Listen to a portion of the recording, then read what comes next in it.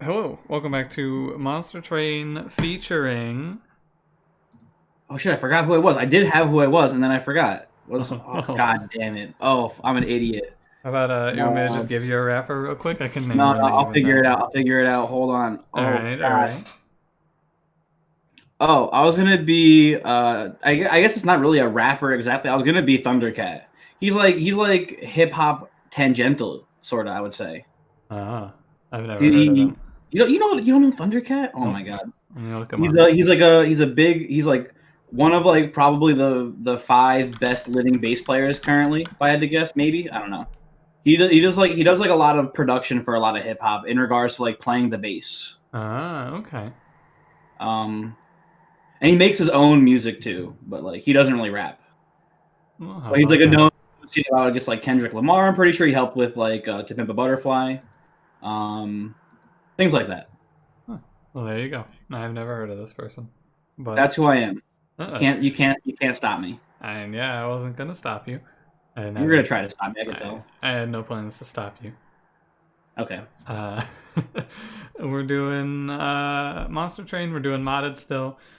Cranberry and I have now recorded some Final Fantasy 13 too. I think I'm going to be putting that up next week, like after. After this is released or After before. the next co-op is released. I think I'm gonna start putting Oh, that up. so this is coming out on Saturday. Yeah, There's going to be a week of no Final Fantasy, and then once the next co-op comes out, then the Final Fantasy starts coming out. yeah. Correct? It'll probably be the Monday, like probably like 10 days from now.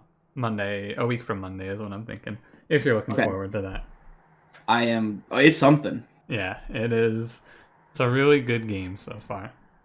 But for now, we're gonna play Monster Train. Did you see this game's up for a Steam award? Really, best new like game of the year or something like They're one of those sort of they things. are they're going for games that we love but are terrible at. Oh, I didn't know that was a category. Who's it up against? I didn't look. I just saw that they were going for that. Here, I'll check it out real quick. Yeah, go vote for Monster Train in the poll. Pokemon Go vote for Monster Train. Monster Train to the polls. Yeah, Monster Train to the polls. Yeah, that sounds right. There's a category for VR game of the year. Isn't that just Half-Life Alex? Like what else? Who's even gonna come close? The category is best game you suck at. Yeah, there you go. Hmm. That's the Wait. Oh, so it's not. There's not a specific game set up for this. It's just like you Yeah, vote for it sort of thing. you And the vote. Monster Train devs are saying, "Hey, vote for us for this category" or something to that effect. Yeah, exactly. So Okay. you vote for whatever game you think you love but suck No, at. there's no real nomination process. Correct. Other than people voting. Okay. Yeah, you got it. All right. Shall we begin? Yeah, let's go. Okay. We are Exile, Stygian, Umbra. We got Flash, Freeze, Antumbra, Assault, Cuddle Hex, and we have Double Barrel, Daedalus, Darkness, Arcus, Patient, Seraph. Weren't we pretty similar to this last time too? I think so. We were definitely Exile Stygian primary because we had Soul Guard. Yeah, we played Soulguard last time. Played with the new Titan channel in the mod. Yeah. You ready to run it back? Yeah, let's do it. I am prepared. I think Forever Flame is fine.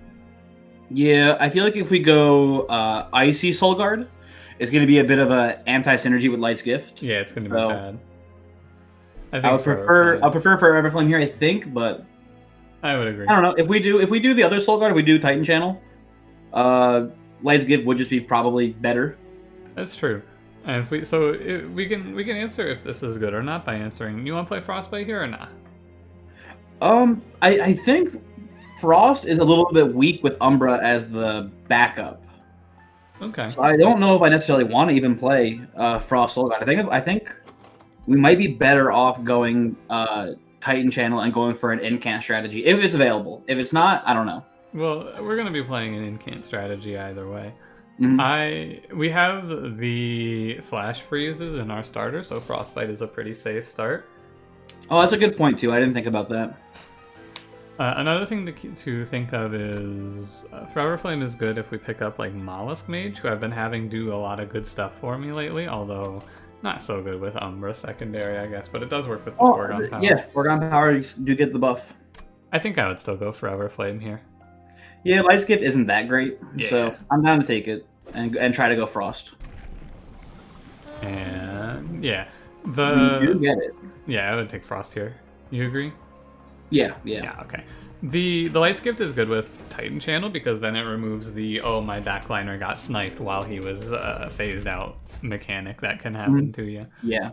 So we want to play very safe. I also, real quick, I need to close BattleNet just in case someone messages me. How are you feeling about Invasion here? I feel like it's a little rough. It's a little rough with our champ, but we also have a lot of cards that kill the guys. We have Foregone Powers. Yeah, we have Umbra Assault. We can chump with the Shade Splitters as well. But if we end up getting like a really terrible hand, the Invasion does kind of ruin us. Even in our better cases too, we're going to end up with probably 1 or 2 hits going through, and every point of health is important on Soulguard. We have to hyper min-max. I don't think it's worth it for the 75 gold. Unless there is a Stygian Banner here, so I could be swayed either direction. Ooh, and it's Merchant of Steel. It's Merchant of Steel too. Yeah. I think it's fine. The worst case scenario, we just set up bottom floor and take 9. Yeah. We take some damage, but this is gonna be a pretty the actual combats are pretty low damage here. Yeah, you're right. I'm okay with this trial. You've convinced me. Correct. I think that if this was not the balance patch mod and the foregone powers didn't say deal 1 damage. Oh no, yeah, that would be a not good decision here. Yeah. Okay, so we're 100% okay here. Hell yeah. So we just play Soulguard up here. We play Flash Freeze, Foregone Power, and Umbra Assault, Train Steward. Play it all, kill the 4. Easy peasy. Yeah. Very free. Let's do the Flash Freeze as well. I kind of like doing something like this here, actually. Wow, no morsels go to the Soulguard? Pretty rude.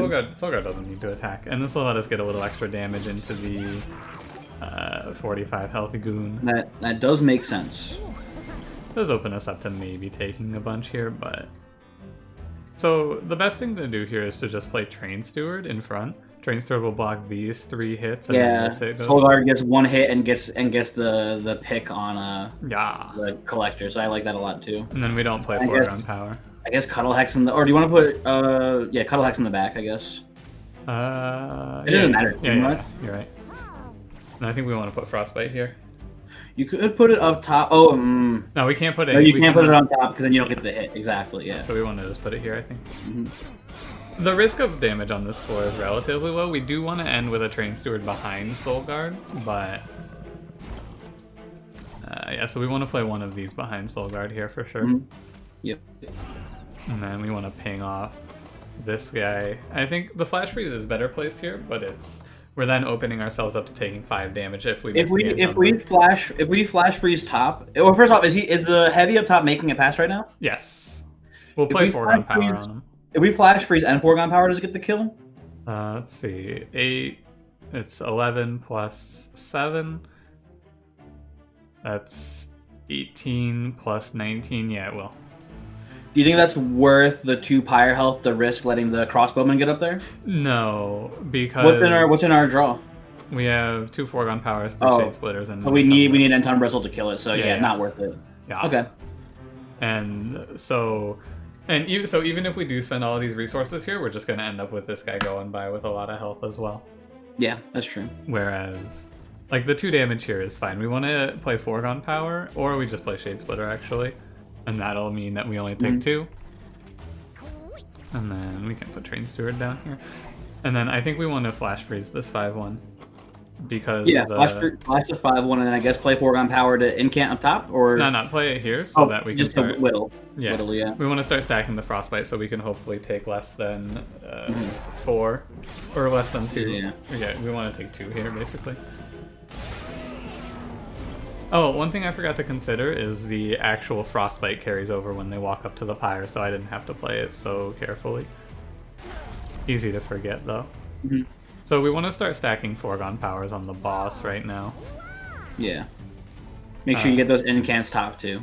I think it's better to get we want to get the 2 foregone powers here, so we want to play these first and open it up.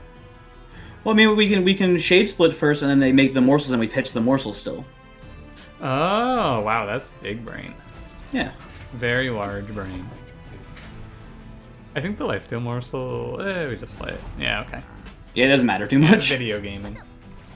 It's okay, we're not going to take a ton for this. We're only going to take 2 from this. So 4 damage total, and it wasn't even... Well, the 4 damage is from the trial, because otherwise we would have had resources that we spent clearing the clergy to send here.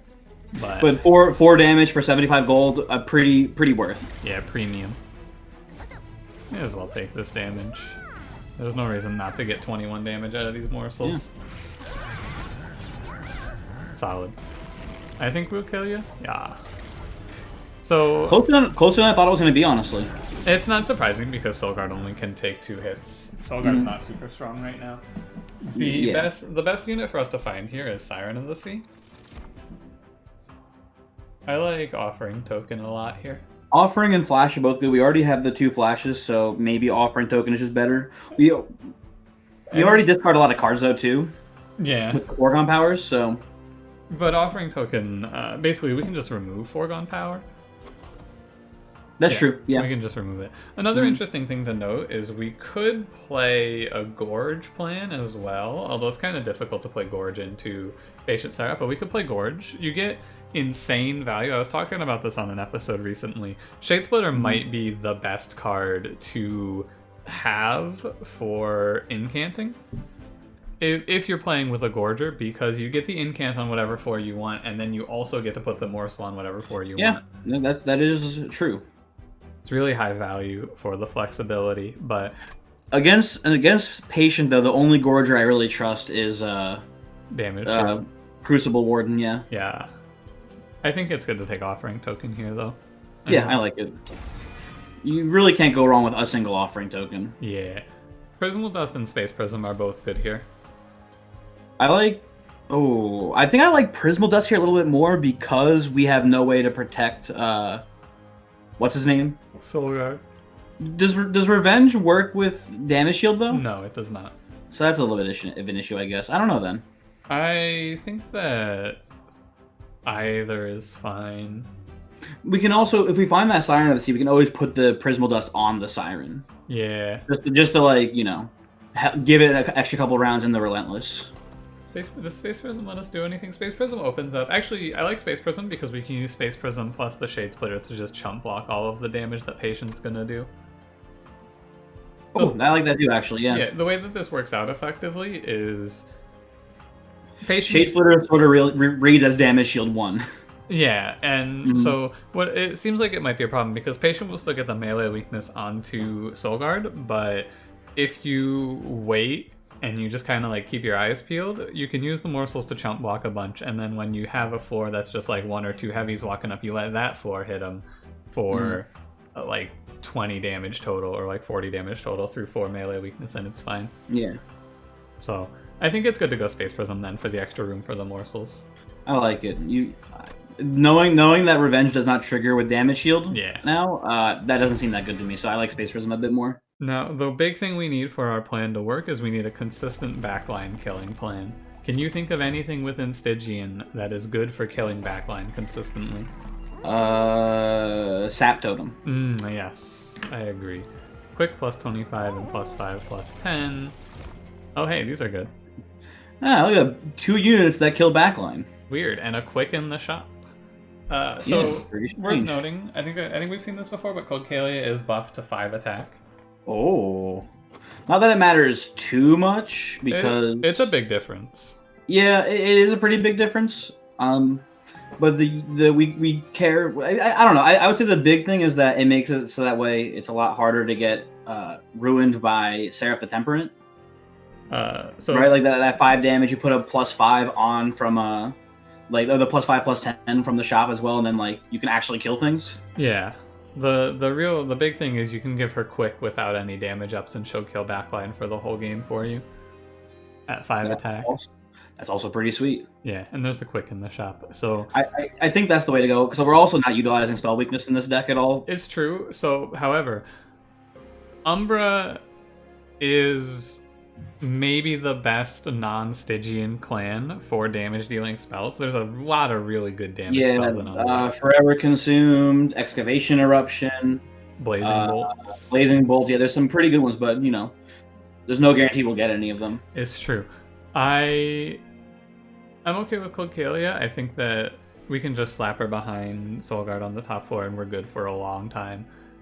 The other big problem with Icy Silliphite here is when you talk about a card like Forever Consumed or Blazing Bolts, it's gonna kill a heavy for you anyway, typically. So I think Codcalia is fine. Yeah. Okay. Let me just give her quick and easy peasy. You want to give her the +5/+10? I feel like it's not that good. No, I think it's actually better to wait for multi-strike with this now. Yeah, I agree. So we can multi-strike, or is there a world where we want large stone? Maybe I don't think so. No, we can't make that work. It's too inflexible. Yeah. What I do like doing is just giving a +25 to our one space goon here. Okay, that sounds good to me. It's cheap. There's no reason not to. And then we get a second one on there, and the Relentless, it could probably take 2 hits. Yeah, exactly. If we see Siren of the Sea, I would probably say we can just take Siren of the Sea. I like this unit draft here. Yeah, Siren's cool. I think Siren is a really big hit, and then we can just play Codcalia with... Well, we'll figure out what we're going to do to keep her alive, but we can just have her be our backline plan on a separate floor. Yeah. I like it. Yeah, I think this trial is fine. Yeah. Armor, not a big deal. We don't kill the backline immediately, but they're going to die pretty soon afterwards with the Frost. Yeah, it's going to be damage going through the Soulguard, but we can... Oh my god, look at this hand. That's a lot of units. Yeah. So, how do you feel about splitting Codcalia and playing her bottom floor so the Frostbite can take effect on the backline, and then Soulguard's up here so he doesn't take this damage? Yeah, that makes a lot of sense, as long as you put one of the train stewards in front of her. Yeah. You got it. And then, I think we just put... Yeah, we probably want to put a train steward up here. Actually, we can leave the space for morsels for now and just put these two down here. Sounds good to me. Okay. What an interesting opening hand. It was oops all units, huh? Yeah, it was very all units. So, unfortunately, the Frostbite will not kill these backliners before they get to swing on Soulguard. But we can kill the backliners. Yeah. It's fine. And I gotta fit... There we go. There's like that cursor bug where it gets stuck in the magnifying glass, and I do not like it. It doesn't matter a ton how we go about this, just Assault. Assault 1, Flash Freeze the crossbow. Yeah. They're both deal 3 damage in this circumstance. Oh, damage shield's pretty nice to save Soulguard health. Although, yeah, actually, I don't... I mean, the Frostbite's not really relevant here to time to kill, so... No, so we'll play as much Frostbite as we can get on this guy. I believe it should be good. It should take him down to... Let's see here. At this point, he's taking... Oh, Soulguard's clocking him for 6. I think it's fine to do this. We're close to killing him. Hang on. It's... Oh, you're dead. Okay, I was like, is this... I was reading this, and I was thinking that this guy was being healed for 5, but I was doing the math, and I went, no, that's 21. I'm gonna put this foregone power down here. Yeah, good to start working on them. Yeah. So we'll take 5 from this guy. It's not a huge deal. I think I could have played 1 less. I should have played 1 less Frostbite card on him, and we could have taken 4, but, you know, it is what it is. Okay. I almost... You know what I think is good here? I think putting Cuddle Hex in front is better. And just letting it tank the 8. So he takes... We take 3... We take 6 damage from Pyre if we do that, though. I think. I'm doing the math right, because we're not getting the incant off of Revenge. Yeah, so we will take 6. That's fine. I guess it's a question of, are we afraid enough of this last night to do that? With 5 incants on Soulguard, I think we should be. Another play is we could put Cuddle Hex in front of Codcalia here, and then. Well, I don't hate that either. Or we could chump with Shade Splitters down there. That's a good point too. We chump with 1 Shade Splitter, and I'm pretty sure all the backline down there dies.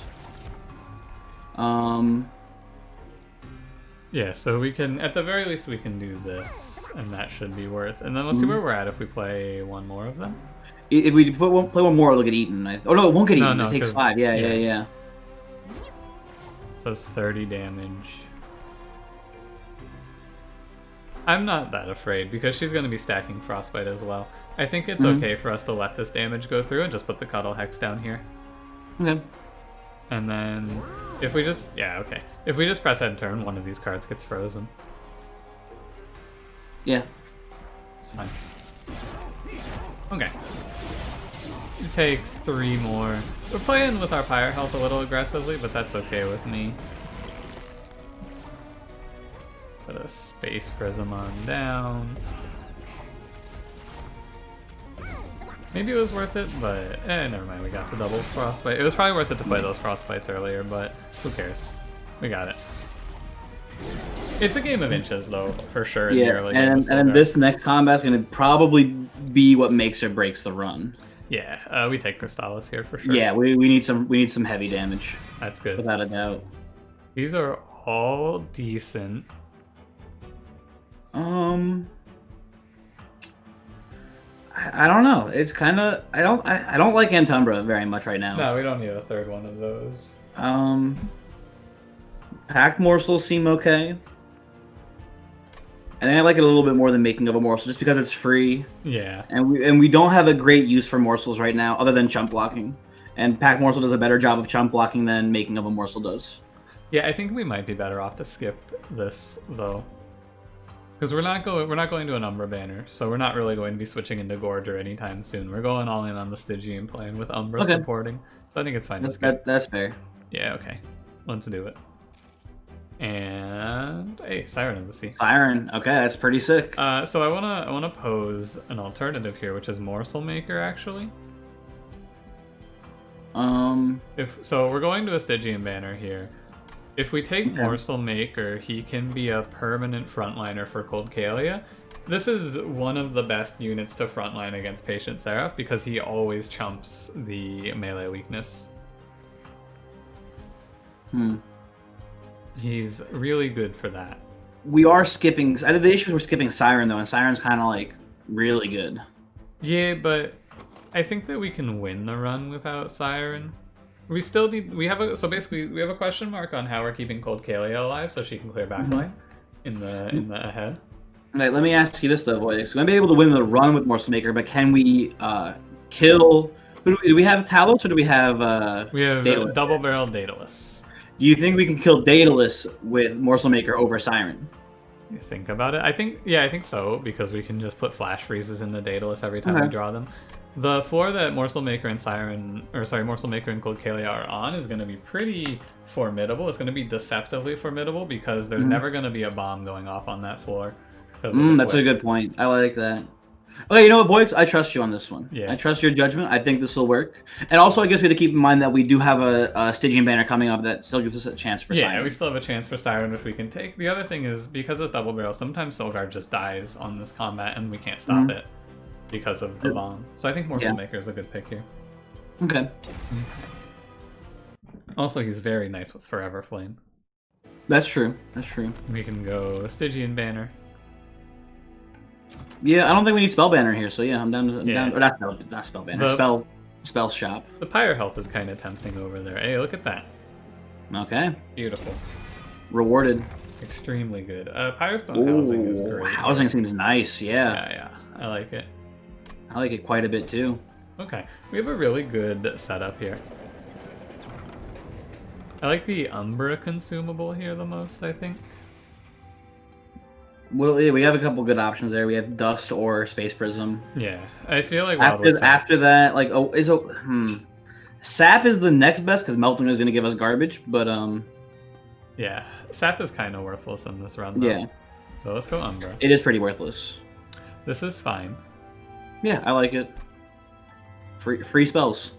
I guess we can take the Sap. I don't think we want Sap though. I think we take the money from Sap instead. Yeah. And okay. Oh, unlucky. No Bone Dog that time. What the heck? I've been so unlucky. Is Bone Dog still in that event? Because I know there's a separate event for it. He is gone now. He is not in that event anymore. honestly good. Doesn't make any sense. What's Bone Dog doing in that train? Someone pointed this out. That train seems like it's one event that got fractured into like 3 or 4 different events. How so? Because there's the book event, which is a similar idea of pick up instead of a random consumable, let's choose one of 3 books from random clans. Yeah. And then there's the spike event, which is the same sort of thing. I'm familiar with those. They're just like, it seems like those events are the events are kind of similar as well. Yeah, I agree.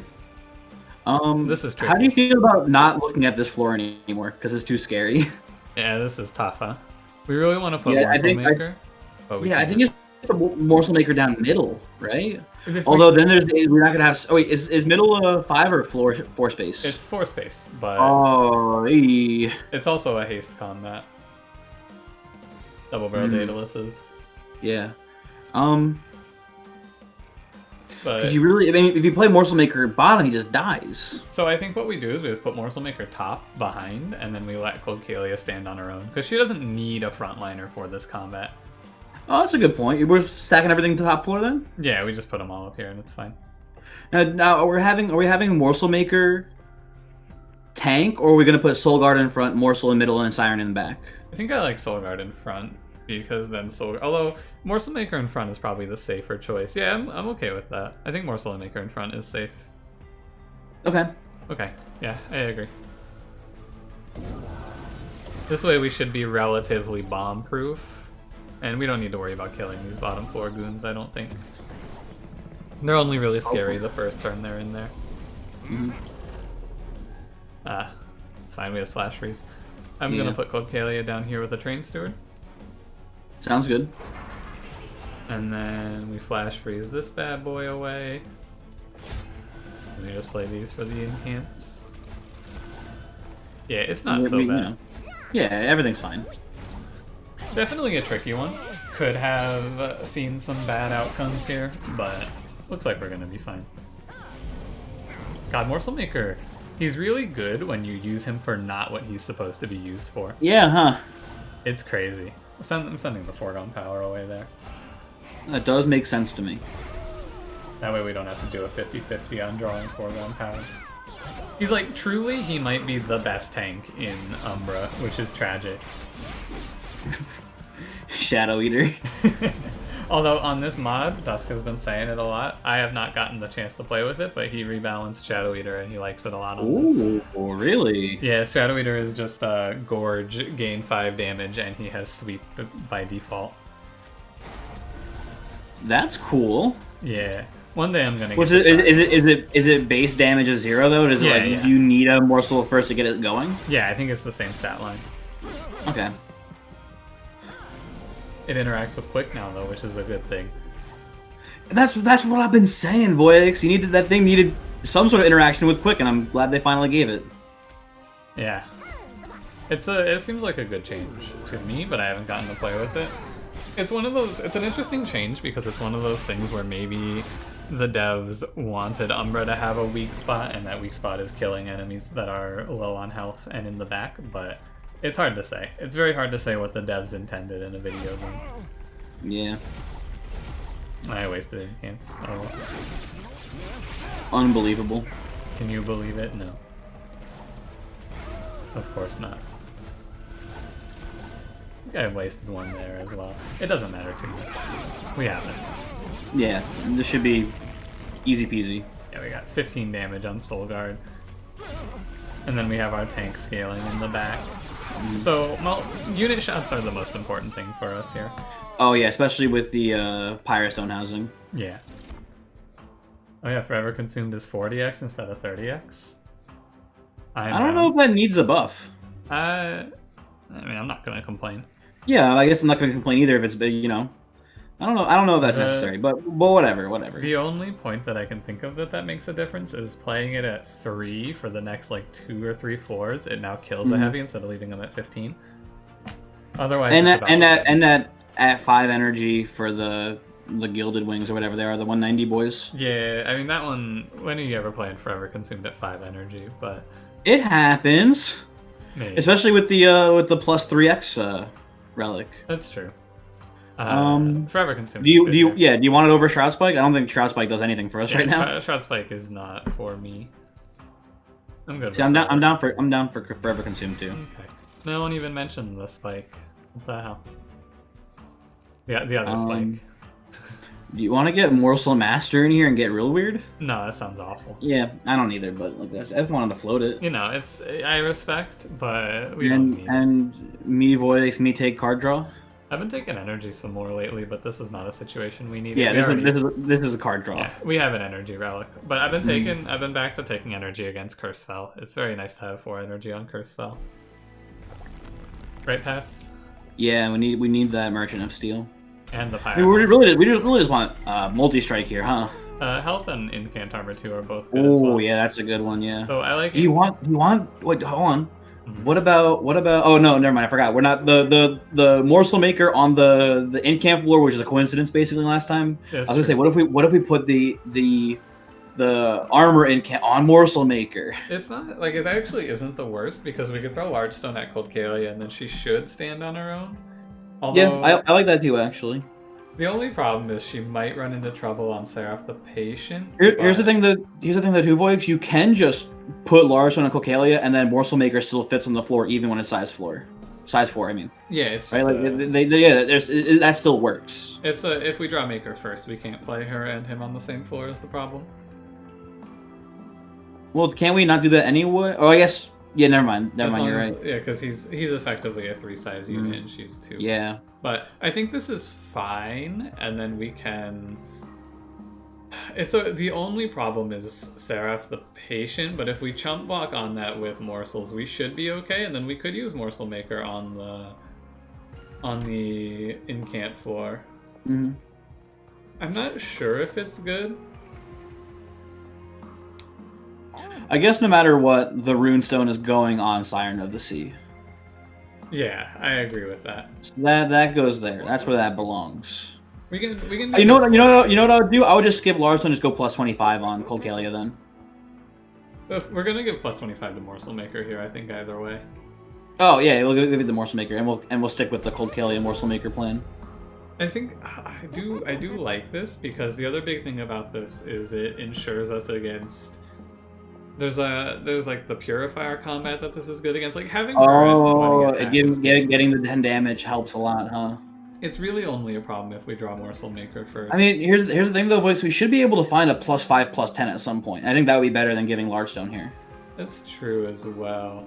I do actually really like putting Morselmaker on the floor with Soulguard because Soulguard's gonna get sniped by Patient Seraph. Oh, Soulguard's getting a health bonus now from the thing. Yeah, but like with melee weakness, he's gonna die in like 2 hits. We can grab this. Oh, but if we give him Titan Channel instead, he's phased for a couple turns. Might not be the worst because it is the incant gain 1 health. But the issue there is that we're gonna lose out on getting 2 Frostbite per shard on Cold Channel 3, which I think is pretty important. Yeah, but I guess you're right. I guess it's not that good. All right. We can just go Cold Channel. It's worth thinking about a little bit. It is definitely. Especially with the HP increase. I didn't think about that. That's a good point, too. This is a really tough choice on Large Stone here. What do we give it the Cuddle Hex? I mean, I think we can hold out for +5, +10 because it's not that urgent, and I think that the utility, the flexibility loss is pretty big, especially because of how many units we have in the deck right now. You know what we might want to do? We might just want to duplicate Morselmaker. Really? Oh, that's kind of cool. It's weird because then we don't really get our setup as quickly as we want. I don't like having more than 3 units, but if 2 of them are the same, it's kind of not as big of a deal, yeah. Although I do think that it's fine to Large Stone Cold Kalia here. This will be our downfall, but I'm all for it. Alright, if you think it's bad, I'm willing to listen to your judgment. I just think we're better off waiting for +5, +10. Yeah, but I'm thinking about if we're having Cold Kalia stand on her own, but if we just duplicate our boy, then we don't need it. Okay, but we can just leave this. We should reroll it, yeah. Endless +10. Ooh, what if we just made her endless instead? Yeah, that could work. Yeah, so if she gets sniped or whatever, we just play her again and she goes back to killing backline. Yeah, okay. She's free, too. She is free. It's fine. It's like a really weird hot shark.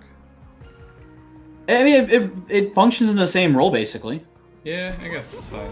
We'll just take the other armor upgrade for Siren of the Sea. We need to. Do we maybe want to say hold up? I mean, I guess the question is, do we want to hold out for double multi-strike? I don't think we do. We never get double multi-strike. Yeah, I think at this point it's a little too late to hold out for that. So I'm down for double armor. You want to go +10 on Colcalia? No, we can, like, if we do see 2 multi-strikes, it's fine to just leave this slot open so she can take multi-strike and we can see. That's fair. Cuddle Hex. Cuddle Hex. Get me out of here. Okay. Not Cuddle Hex. Not today. Battle Hex. Battle Hex. I think it's okay to skip this trial. Aced combats aren't ones that I like disrespecting like this with 15 armor. Can take a lot of damage. Yeah, I agree. 10 armor on an early trial is a lot easier to handle than like haste with 15 armor. Because Colcalia just drops in and then gets murked. Since she's endless, I guess we can play Morselmaker top 4. I'm just not sure if it's fine or not, because we might need Soulguard to kill the heavies, but maybe it's okay. What do you think? Well, what are the heavies in this combat? They're the are they the shield guys? No, they're 6105s. The big boys. We're gonna get Siren next turn. Yeah. But I think to play it safe, I think the incant will be important. Like the frostbite from him will be important for killing them. So I agree. I think we play bottom floor with the Morselmaker. Okay. We could put a train steward down here too. No, we should put it mid floor so we catch collector. I mean, we're not gonna catch collector. The shield guys there, unless we get like a. Oh yeah. Helix crystal. Once we get Helix crystal, we're not catching that. I thought for some reason I thought they were gonna haste up anyway. That's not how it works. The haste dies. They don't get the walk by. Yeah. Oh, we got a flash freeze. Yeah, or we can forever. Oh, it's all good. Here. Nah, we should flash freeze. You're right. Yeah. But what if we just threw the forever consume down? We are gonna forever consume, but put it down here. Oh, look at that! Damn. Dang. It's actually better to do it like this, I think. Then. He'll die over 2 turns, and we get the extra incant. Sounds good to me. Yeah. So our incanting isn't great because we're having to play spells on different floors than top 4, but that's not. I think as we trim out some of the garbage in our deck, that'll smooth out. Yeah, I'm gonna focus incanting up here over anything else right now. Yeah. Oh wow, our train is full. Size upgrade. Size upgrade. It's probably not the worst here. I don't think it's actually that good. We have the space prisms. I don't think we need that. Oh yeah, we just haven't done Space Prism yet. Good point. There they are. Wow. How could I forget? May as well. Like, doing things like that always feels bad where we're just using our Crystallis on the floor and not getting the incant off of it. Not the end of the world, but this feels a little bad. So what do you think we're removing here Train first? Steward. Train stewards? Yeah, I was gonna say it too, but you know. Yeah, no doubt. It's like maybe I like doing the order that I've been doing with Exile Stygian is 2 train stewards, 2 foregone powers, the other 2 train stewards, and then the rest of the foregone powers. And we take 6. Unfortunate. Yeah, I technically should have Umbra assaulted, but you know. We are gonna take 3 curses here, I think. Yeah, we are. So we missed this turn. Oh yeah, she's endless. So we can just replay her up here with the 2 space prisms. Oh, that's pretty cool, actually. Yeah, look at that. Doesn't do that much, but it's pretty neat. It's another source of frostbite. Frostbite, even in small amounts, is pretty big. And she's just it's more so the fact that she's gonna take an extra hit in the relentless, so it's like, you know, extra rounds. She's also gonna sit behind an absolute monster tank, just dishing out frostbite. That's really high value. Huh. Did you hear the little noise that Cuddlehax makes when he attacks? He did go blah blah blah. It sounded like he makes a little blub blub blub. I like that. I also like unnamed tome here. Yeah, I also like unnamed tome here. Seems pretty sweet. I think we're okay to skip this. Oh, yo, different cave-in. Yeah, different cave-in. Apply Ember Drain 1 to friendly units and daze enemies. It seems awful here. Yeah, because we're playing on every floor, it's pretty terrible. But it's a cool card. And we also, dazing enemies going into Soul Guard is, Yeah, also bad. Yeah, there's a lot we don't like here. For this deck specifically. Oh, but Ember Forge. Ember Forge it's only is... size 2. What the Yeah, heck? wait a Oh, let me read minute. this. Wait, this is kind of nuts. Whoa, Ember Forge is sick. Too bad we don't have any space on our train for it. Yeah, that's really cool. Yeah. It's actually not impossible to play. I felt like it was okay at 3 energy. Or 3 space, rather. Yeah, but now it's 2 space, and it gives you energy, and it generates morsels for you. That's crazy. Yeah, that seems really good. It's something worth protecting now. Like, you're giving up 2 spaces on your 4, and you have to, like, guard it as well. So it's pretty worth it. I think we should skip this, though. Is Excavation worth considering? I don't think so, especially because we kill backline very easily already, so... Yeah. I think that we just want to go to, like... We just want to go ahead and remove, like, 6 cards from this deck, or 10 cards from this deck, and then we're fine. That sounds correct. And go to Merchant, so Steel. Still. Yeah. So I'm going to skip. Now, I like the left path here. Removal's cool. We don't need spells. A little bit more pyre health is always nice too. And if we hit the double incant relic, we do just win the game. Honestly, if we hit Cuttlefish, or not Cuttlefish, what's the Cuttlebeard? Cuttlebeard, yeah. Cuttlebeard also probably wins the game, although we might not have enough money for it. Isn't like the max price on relics like 275 or something? Something like that, but what are the odds? Like probably 1 in 6. It's a big range. It's like, I think they can be as low as 220 and as high as maybe 270. Well, let's see it. Let's see it. But first we're going to remove 2 train stewards. Yes. Get them out of here. It's 265. We can't reroll, unfortunately, but that's okay. We can just buy 2 removals and go. Yeah, I don't want these relics. No, me neither. So I'm going to remove 2 foregone powers now. That sounds good to me. And we can depart. Take out 4 cards there is very nice. We're good against all of the bosses. Crystal Cloak is probably the scariest, and Spike's Trial is not good here. Yeah, Spike's Trial. I mean, we have Endless guess, on Cold Kalia, so I'm not super worried. All the backline dies, but I think the heavies will punch through pretty easily still right now with the way our deck's set up. Yeah. And that's the spikes just means like an extra, it's 4 to 8 damage per leak. It's probably fine though. We have 92 pyre health, and we are looking for specific relics. I think it's okay. Yeah, that's true. Yeah, I like it. There's situations where we take 0 as well if we space our spell draws out properly, so it should be fine. Well, that's kind of outside our control, but I agree. I mean, the existence of the draws that can win us the game lean me a little bit more towards taking the trial. The reason why you played that, did we only have 4 space on top floor there? Yeah. Oh, okay, I was gonna say like, why are we? Space loss. Yeah. She is going to die. I guess we just put Cuddle Hex down in the middle here. You can chill. It seems fine to me. And I guess we just Helix Crystal bottom, and then maybe Frostbite the back there. Yeah. Yeah, I agree. Okay, good work, Cuddle Hex. He's doing it. I really like silencing this. I agree. That stopping that man from getting armor is really nice here. Yeah. I'm gonna play the Space Prisms up here so that Codcalia can move up. And also for Incant. Yeah. And then...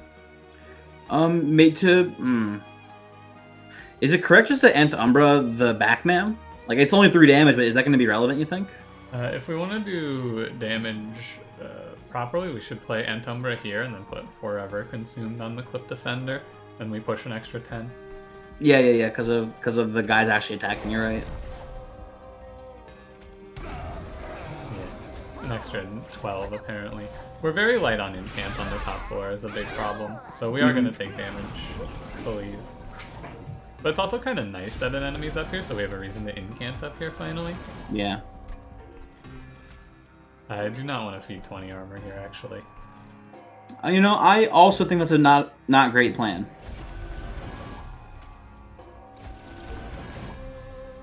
Oh, what are we, like 1 damage short here? I think so. It's Unfortunate. Yeah, it's one more. Well, I mean, you might as well Shade Splitter still. Well, if we do, we're just gonna float a morsel. Oh, yeah, I guess. Not worth. It's fine. It's only 10 damage, which getting away from that guy with only 10 damage taken is pretty good. I would say 10 damage on like a... Oh, I forgot that I can't replay her here. Oof. Yeah. You can Umbra one of the morsels, or you can Space Prism too. No, this is better. You're right. There's kind of an anti-synergy between her and Morselmaker. We have to... I would call the anti-synergy with Cuddle Hex to be the main issue. Yeah, it's Cuddle Hex, but I don't want to blame Cuddle Hex. It's not his fault. I will Shade Splitter up here now. Mm-hmm. Lots of Forever energy. Consumed would be pretty nice. Yeah, I mean, this guy should be dead. He's gonna be pretty close to dead if we focus him. Yeah, it's another 10, which for the trial we took is fine. If only someone had played the Shade Splitters before Foregone Powers. But then we discard. Oh, you're right. Yeah. It's super tragic.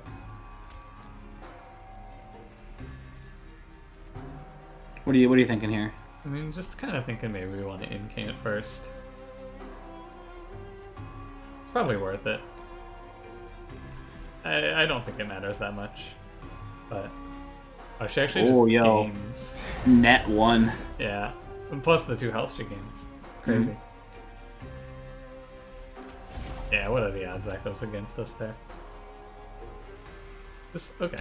Yeah, it's 2 energy for 50 versus 1 energy for 40 there. It's fine. We have it either way. Yeah. You probably could have saved 10 damage. You are correct. I doubt it'll be the difference maker, but if it is, the comments will rally against you and come watch me on my YouTube channel instead, where I do not make any videos. I forgot to ask you at the start of the video if you're going to be streaming after this. Well, we'll save it for the end. Okay. I mean, you can just tell him to go watch right now. No. All right. No. Take Mind Jacks, you coward. All right. The only thing here kind of worth it is Crystalline Seeds, but even then it's not amazing, so I don't know. How do you feel about going to the Merchant of Magic at the next node, which is here, instead of going to the Steel Shop? Oh, it's got the... You want that removal, don't you? Yeah, and if we're going to go over there, then we can take Ice Storm for another spell that does damage to heavies. That's good. I like that. That makes sense to me. Yeah. I don't think that anything is super important from the Steel Shop if we are moving towards doing all of our damage through spells. I don't know if we're doing all of our damage through spells, but I think we're doing damage to heavies via spells. Yeah, most of our heavy damage is from spells, so I think Ice Storm's fine. Yeah, I like it. Another relic that would probably just win it for us here. Kindle has permafrost on it. Yeah, it's also an uncommon instead of a rare, and so is Perils. I kind of like Kindle here, especially with our Forever Consumed. We can kind of just wait for it. Yeah, I mean, but why? That's big damage. We already do big damage with Forever Consumed. Yeah, I guess. I don't know. I mean, if you want no, it's actually probably not that good. But like, it's just like it's cool that it has permafrost built into it. Perils wouldn't be the worst because it's free, but we would have to put it. We wouldn't get the incant out of it. Basically, that's the problem. So, I think it's fine to skip this. Yeah. Right. Dustin's gonna be mad that we're not taking his cool new cards though. Pretty sure he commented on the one the first one, where I pointed out that we just played a normal run, and he said, "Hey, I'm just glad you guys are enjoying the mod." Yeah, but now we're doing 2 in a row of us not doing the cool stuff. Yeah, but like, what are you gonna do? I'm down for Right Path still, by the way. Yeah, I agree. It's Pyre Health too, which is nice.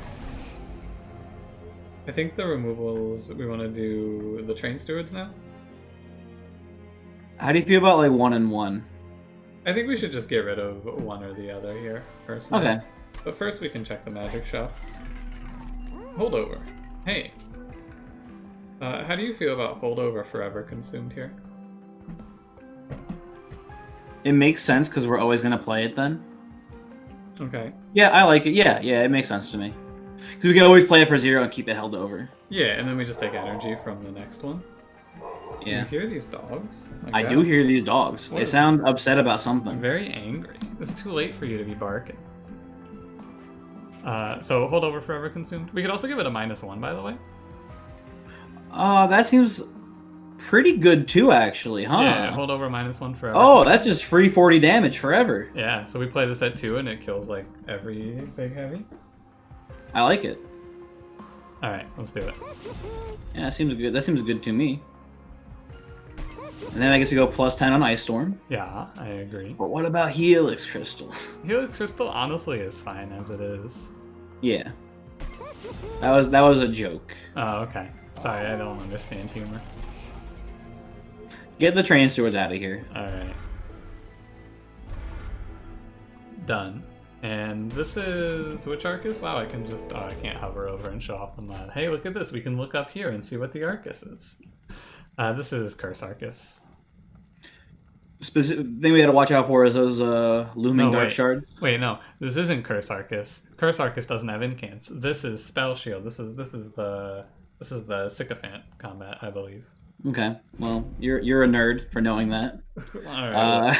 I've played 800 hours of this game. If I didn't know that, I would probably have a very poor memory. The incant dark shards are scary. I'm not that afraid.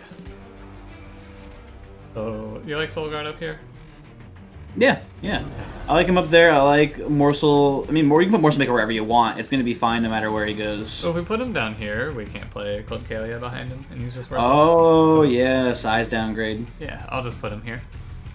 Yeah, makes sense. How do you feel about just pushing like all of this damage into Arcus? I don't hate it because those sycophants aren't going to do shit. Yeah, so I'm down to push. No, I missed up. Oh well. I should have played Ice Storm first. We missed. You should have, but you know. It's a difference of 15 damage, so. Oh, and 1 incant, which matters too. Yeah, it matters like a little bit. You're right. End of the day, though, everything's gonna be fine here. Yeah, I've been making a lot more of those slight mistakes, but I'm not super worried about it. Now, where do you want Cuddle Hex to go? He can go here this time. It's fine. He won't mess things up because there's gonna be plenty of space still. And then we can double Space Prism and move her up here. Mm-hmm. Sounds good. Fine with that.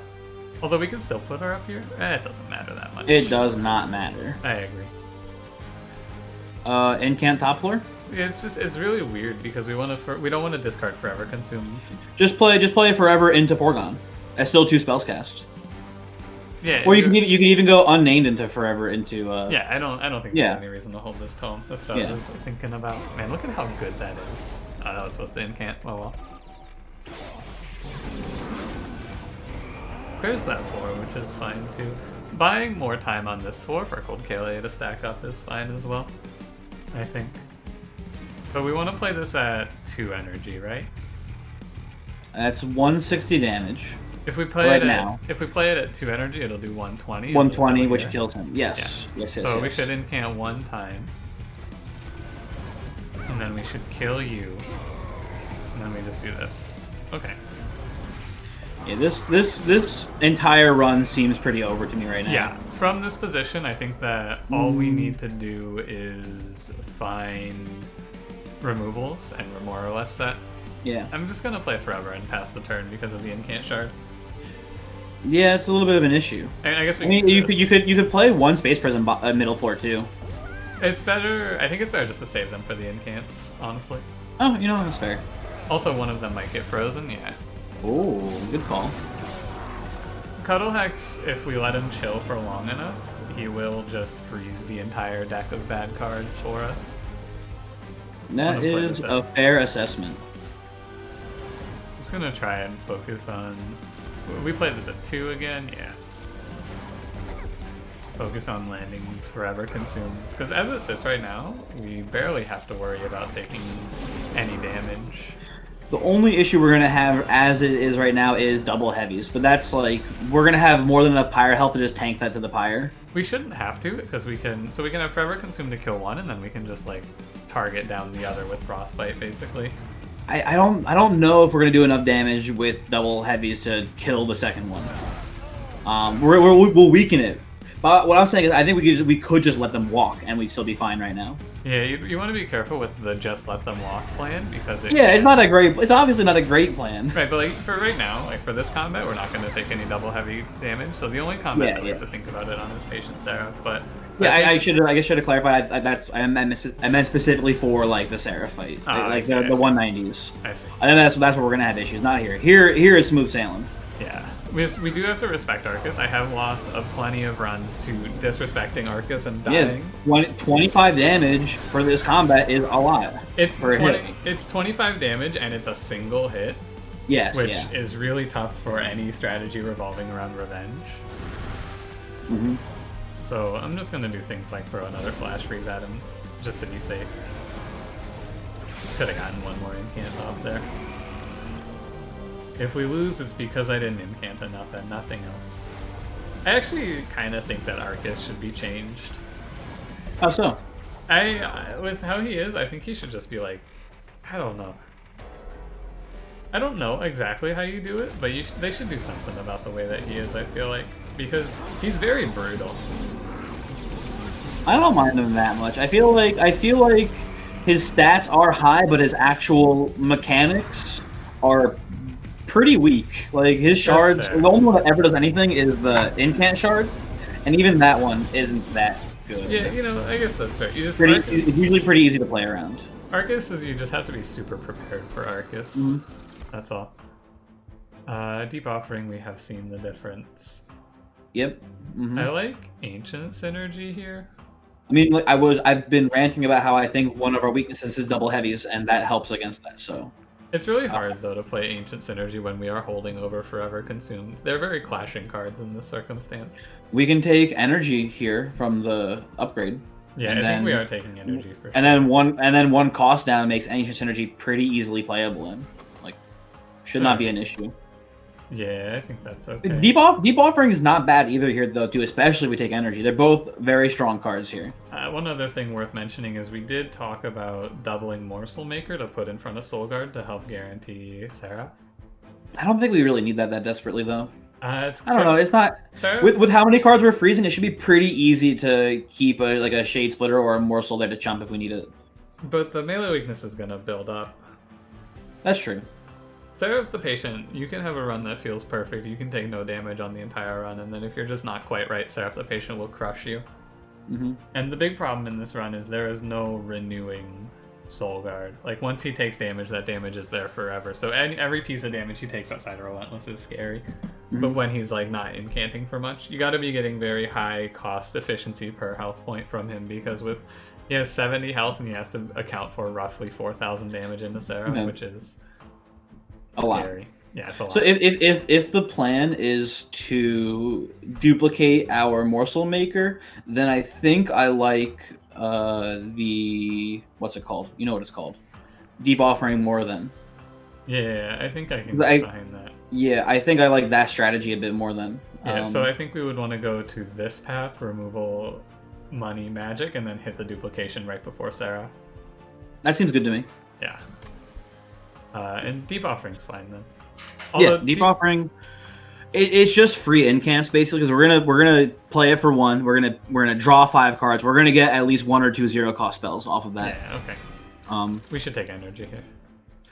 Oh, you know what? I just realized it's actually maybe not that good, because we need to play. Forever Consume. Deep Offering. Forever Consume, yeah. Yeah. So we now have to reduce its cost down to 0 to make that strategy playable. Or we just draw it first, and if we don't draw it first, we just don't play it. Let it get frozen and let it chill.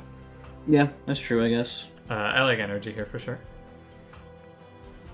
I can see us taking card draw as well, but I think energy is more. Energy is also good, yeah. Most of our deck costs 1 at this point. Mm-hmm. It's more incants. I think it's good. Okay. Okay. Done. Handled. So we go right, we buy cost reductions, we buy...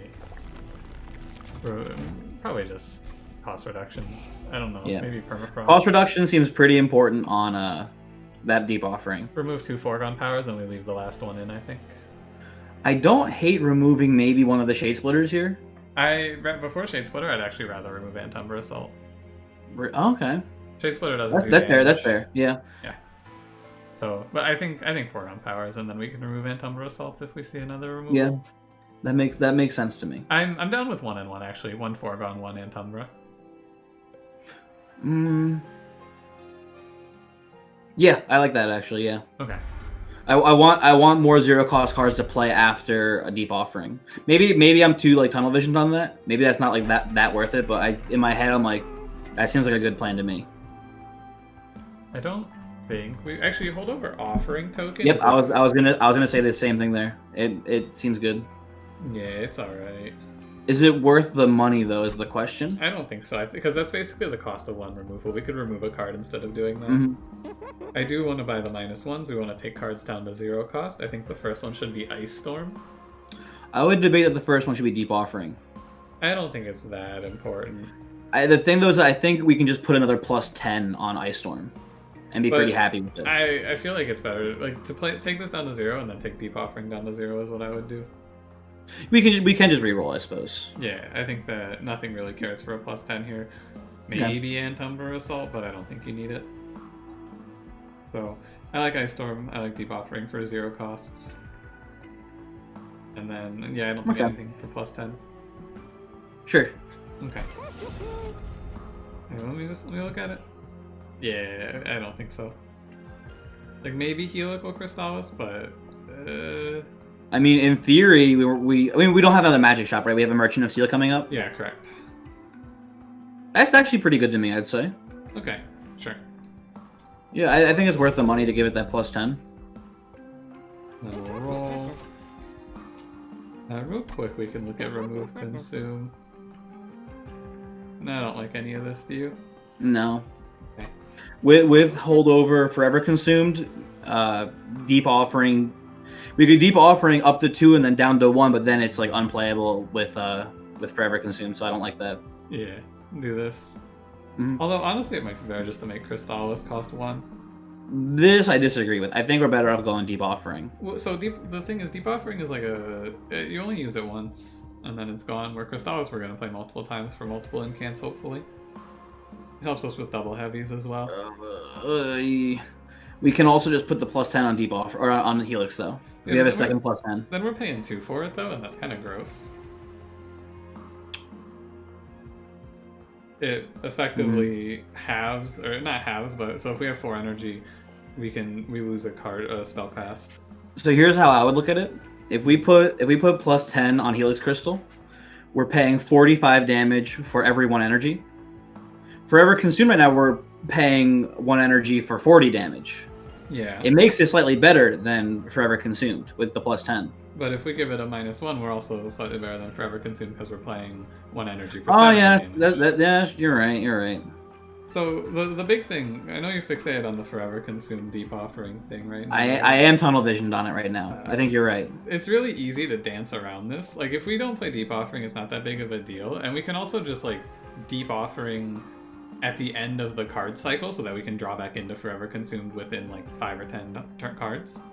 Yeah, that's true. It's not too hard to get around it, ultimately. I don't think it's that big of a deal to leave this at 1 energy. It hurts my soul, but you are correct. It's really not that big of a deal. I think we should do it to Crystallis. Okay. Or we could also do it to Unnamed Tome, but I don't Oh shit. That's not bad either. I don't. Again, it's the same logic as Deep Offering, right? We only pay 1 energy for this once, where we're gonna pay Crystallis 2 or 3 times. And it has permafrost on it too, so it's even less important to play it like immediately. Yeah. Like, we can just wait till the next turn. Yeah, I mean, we are gonna want to play it immediately, like as soon as we draw it on Patient Seraph, but that's a big enough value that it's okay. I think we should hold off on removal. I want to see what we get on the Merchant of Steel before deciding. I agree. Old Channel 3, we have made it. Okay. This run would be over right now if we were against a different Seraph. We would be like, we'd be saying our goodbyes. I think you're right. We should not take armor 20 against a multi-strike combat. What are you afraid? Yes. Also, Okay, fair. this is a combat where they do get to actually have their swing with the backline. I always forget, for some reason, this enemy has 6 HP. There's Oh. only one enemy in the game with 6 HP. It's this guy. Yeah. And it doesn't matter that much because Morselmaker will be fine, but just strange. And if we get a Shade Splitter here to give us an attack morsel, we can bump him up. That's kind of like an attack, but it's more like an attack on us. Okay. That's not Flash Freeze. Oh, so are you trying to Rebel Morsel him? I'm gonna hit him with the Rubble Morsel move. Great work, Cuddle Hex. He really did it to him there. And this enemy, like, it's so weird that there are some enemies that are just like, yeah, and this enemy has 6 HP instead of the normal amount you would expect here. It's something. Do we need the Helix Crystal anywhere, or can we play it top floor for the incant? We should play it here. We should. I think so. We want to just position so that ideally we can kill the Steel Wings and then also play Forever Consumed on this floor, ideally. So split Deep Offering here. Kind of want to play Foregone Power twice. But Oh, that's not risky, good. risky. We have Flash Freeze coming up. It's fine. I think Deep Offering is fine. You want to play the Splitters first? Deep Offering here. I want to play the Deep Offering because we want to draw a Flash Freeze. Oh, Flash Freeze doesn't kill this guy. We're just gonna end up wasting a bunch of damage into Steel Wings. Oh, do you know what? Do you know what does kill him? What? Foregone Power, Flash Freeze kills the front guy. Yeah, so we have to just have our Foregone Powers not hit Deep Offering is all. No big deal. It's unlikely. What? But we can play one Foregone Power and then see where we stand, basically. Do you want to play the Shade Splitter first and then not play the Morsel? For extra incant? If everything goes right, then we're playing Forever Consumed, and then we don't want to waste the energy, I feel like. That's okay, that's fair. That's fair. Okay. 50-50. Wow. Oh, and now we need to actually get it, though. We still have a chance of missing it. That's unbelievable. Yeah, what a play. We don't want to waste Unnamed Tome here, by the way. This is the boss where Unnamed Tome is good. Yeah. Just vocalizing that for myself, mostly. That's unbelievable that we won that many. Like, that's it. That was the line. For all of the times that I have complained about bad RNG in this game, that was some insanely good fortune. Hey, we had an issue here on this floor, huh? Not really. I mean, we're losing Morselmaker right now. It doesn't matter that much. This is the last floor, and she's quick. Oh, it's fair, fine. fair. We just have to worry about not taking damage from the heavies, which we do by just, you know, I look at that. I guess playing this at 5 does kill a 190 enemy. The prophecy. When does that ever happen, I said.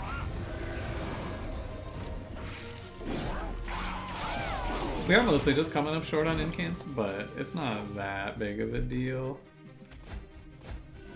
I toss Foregone Power. Like, we can play this for less on this turn and be okay. I'm gonna focus on incanting a little bit. It's a free boss, though. We have Unnamed Tome, so the boss is easy. Just gonna do my turn here.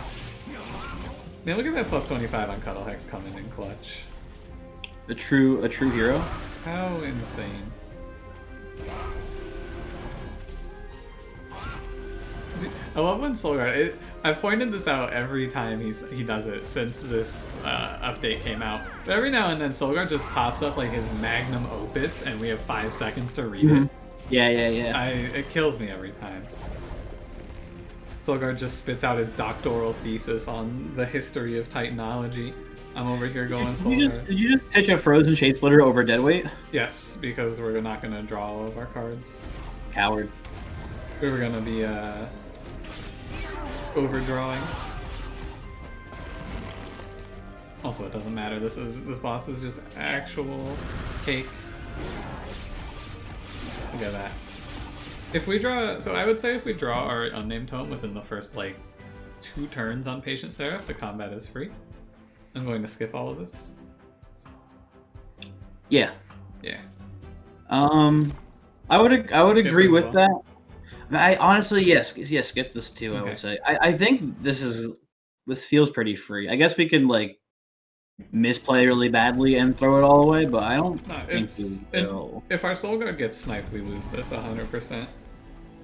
I don't think we're gonna get our Soul Guard sniped though. I mean, if we I, don't, I feel like we get Soul Guard sniped by like misplaying hard. it's easier than you think to lose into Patient Seraph, because Patient Seraph, you can't stop Patient Seraph's attack. So once the melee weakness is applied and Patient Seraph is on the floor, it's at least 40 damage, unless you're like chumping it with Shade Splitter, but you're kicking the problem down the road. Okay, well, let's get Morselmaker in there. Yeah. Let's see. Oh, you know, maybe we should have merchanted first and see if we give him like I don't know, like damage shield here would have been pretty cool on him before duplicating. You're right. Like you're absolutely correct, but also, yeah, we should have done it, but it's fine. You want to put the +10 on Colcalia? Sure, that's okay. Actually, at this point, when we reroll here, we're gonna get one multi-strike, and it's gonna go to Siren here. Yeah, okay. Worth noting that I think both of these give us energy or draw, but we don't need that. So yeah, +10 on Colcalia is fine. I guess I don't hate the damage shield. Yeah. It's fine. You're right, we should have done it first. I forgot to. I don't think it's going to be the end of the world. +25, we can put that on the other maker. Yeah. And then Cuddle Hex gets Endless and +5, +10. Yeah, we may as well get the +5, +10 here, but... How do you feel about putting Endless on... I mean, no, not on Siren. That doesn't make any sense. Nah, we can just do this in the card. I think Umbra Assault's fine to go. Over Foregone Power? Yeah, I think so. I think having 2 is fine. Okay. They're free cards. It makes sense. They did save us before, so... Yeah, unbelievably. From all 12 higher damage or whatever we would have taken. Yeah, it would have been a bit. It stopped that heavy from going up at like half health, so it was probably like 20 or 30 damage we saved. Soul Guard is middle 4. We lost space top 4, which is sad, but okay. So we're gonna play top 4, I think, anyway. No, wait, it's less doable now to play top 4. Do we just go double Morselmaker mid-floor with Colcalia? That sounds awful. It does not sound good. Do you want to set up Soul Guard mid-floor? Or bottom floor, either one? Yeah, that seems pretty bad, too. I think that's the best thing to do here. I think we play Soul Guard and... we can... Okay, so... Yeah. So what I think we should do here is I think we should play Colcalia bottom floor. She sits down here for 2 turns on her own. We can then... We can block the hit that's going to come in with a Shade Splitter, or we can just put this Morselmaker in front of him, either way. I think it's better to block the hit so we don't rally, and then we can play the Morselmaker on the next turn in front of Soul Guard. We can Shade Splitter on a different floor and then chump with the Morsel. Yeah, we don't need to play Morselmaker. No, we should play Morselmaker, I think that's the plan anyway. Yeah. So one Morselmaker is going to keep Colcalia alive, one Morselmaker is going to keep Soul Guard alive, basically. And that sounds good. Yeah. Okay, I want an Offering Token first here, before we play Soul Guard even. Okay. Oh.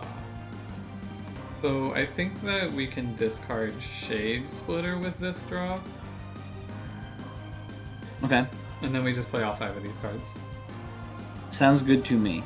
So we're gonna go discard this. We play Soul Guard and the Damage Shield Morselmaster here. Or sorry, Morselmaker. Then we play Colcalia and the other one down here. That sounds appropriate. And then we can Ice Storm this middle floor. Do we want to give him the incant even though? I think it's fine. Okay. Let me... It saves one damage shield. Technically, if all 5 hit on Seraph, we can uninstall the game. Yeah, I think it's better to do it like this, actually. You're right. We don't need to incant him. The other piece of this that I could have spent even more time talking about, but I spared you of, is there was a 50-50 on if Seraph melee weakness is this floor or bottom floor. And we had to think about that. However, because of the fact that we drew the Morselmaker, it was fine. We didn't have to do any thinking. Thank God. Thank God, right? I hate thinking. I don't think we even want to play Cuddle Hex here, because we want to be able to move Colcalia up when the bottom floor ends. Well, we're gonna get the the Space Prisms. Yeah, we just played one, so we only have one more coming up, though. Okay. I think it's fine. We want to put Cuddle Hex up here, but there's someone up here. A piece of shit. You want to foregone power into Flash Freeze on this floor to get incants? It's a good idea. I was just going to end the turn. You're right. We should do that. Oh. Okay. Now the fight's over. Yeah, fight's We've successfully navigated the hard part of the fight, and now we should just cruise to our free money victory. I'm gonna play the crystals. Okay. Yeah, God, look at how good Morselmaker is on this combat, though. Like, look at how good he is here. Oh man. You know, Voyix, I gotta admit, when I even said it at the time, I'm pretty sure I was skeptical, but I trusted you, and they're pulling through. Morselmaker is like truly. Umbra is maybe the best clan against Patient Seraph because you have so many dumb answers to him. Yeah. This is the turn, by the way. Like, this is the exact turn we want to be playing Deep Offering. Ah. So that we have a chance to just draw right back into it even. I'm gonna put this Frostbite here. Sounds good. And we can play one Shade Splitter. I don't want to drop below 2 energy though. Deep Offering now? Yeah, go for it. Okay. Yeah, look at that. Like it never left. We can play this at 0 to kill this guy if we play Flash Freeze, Shade Splitter here. So many spells. Yeah. Lots of incants. Please, I want to play my unit. We hit the unit limit on this floor. What a ridiculous turn. Like, if I had to pick a clan combo for Seraph, it would probably be purple yellow. It's so good. Yeah, I mean, Tome does ruin him, and I do kind of agree here that damage shield is the best way to handle. And it's not even really that big of an element here. I think damage shield in general is a good way to handle Patient Seraph, so yeah. Umbra makes sense. We're not even using damage shield here, like for the run, but it's cool. It's a cool run. I agree. Unfortunately, this guy's gonna walk by, and I think it's okay to take the 10 damage to just keep incanting. No, but the score. I don't care about the score. What? What? All right, you know what? We can play for score. Thank you. Play this at 1. It's only 1 incant we're missing out on, so we may as well maximize our score. You know the best way to get a high score, Cranberry? Don't play the game to begin with. That's a good option, but the actual answer is to do an infinite. Fuck off.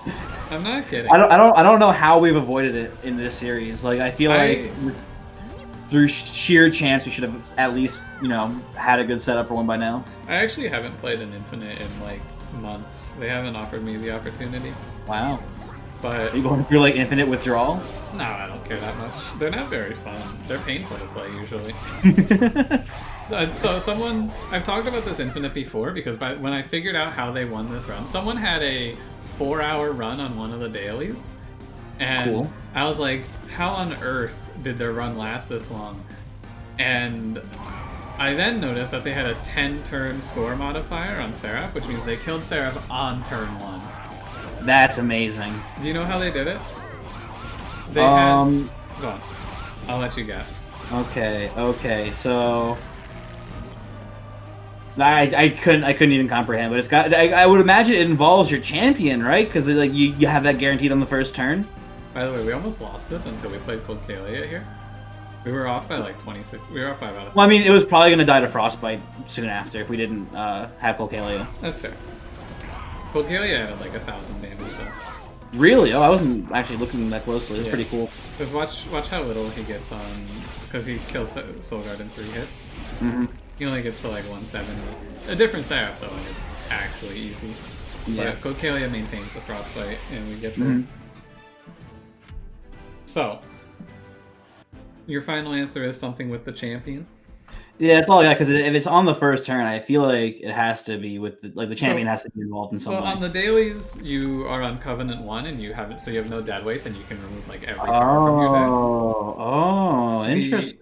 So on this daily, it's a very imp-centric daily. You have ashes and things like that. And on this daily, you have imp in a box. The imp in a box opens 2 impish scholars, and then you play one of those and you open another one and you get Molting Imp Transcend Imp.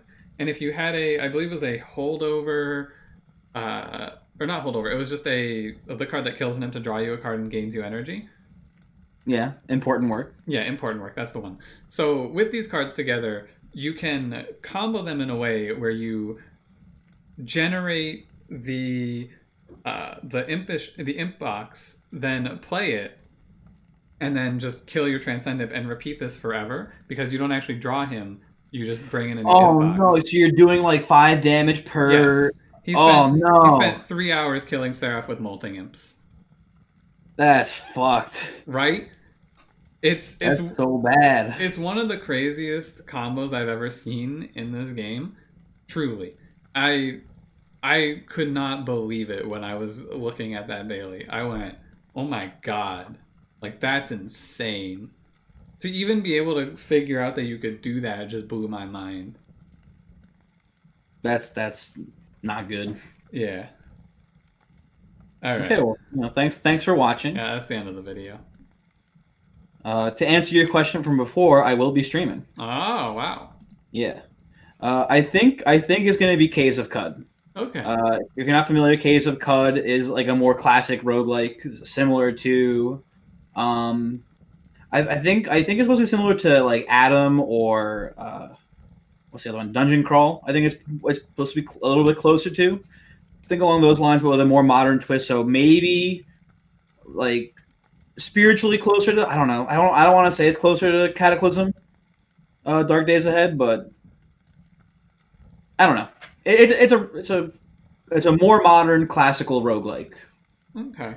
Well, I'll be there. I'm interested. I've never actually seen it, but I put this game on my wish list like 5 years ago, and occasionally I get an update from the devs, but I never picked it up. If I had to guess, Voix, I don't think you're gonna like it very much. No, I don't think I would like it very much either. But there's only one way to. I mean, there's a couple ways to find out, I suppose. But this is one of the ways. No, there's only one way. I'll be there. I'm excited. Okay. Well, yeah. Would you like that's to say it? Yeah, say goodbye. That's it. Like, comment, subscribe, bell. Ah! End of episode anecdote. I was watching some lectures today. In one of the lectures, my professor pulled up his YouTube channel where he does computer science stuff, and he said, "Hey, don't forget to subscribe to me." He's plugging. Dude, that's great. Yeah, he slammed his fist on the desk and he said, "Slam the subscribe button." Can I do an anecdote too? Actually, yeah, go for it. So the USB cable and the HDMI cable for my Oculus, I accidentally wrote over it with my cool MLG gaming chair, and they got bent, like kind of. Yeah. And I took some pliers and unbent them today, and they work. So I'm pretty happy about that. Nice. All right, I'm ending the episode now. Cool. Goodbye. Goodbye.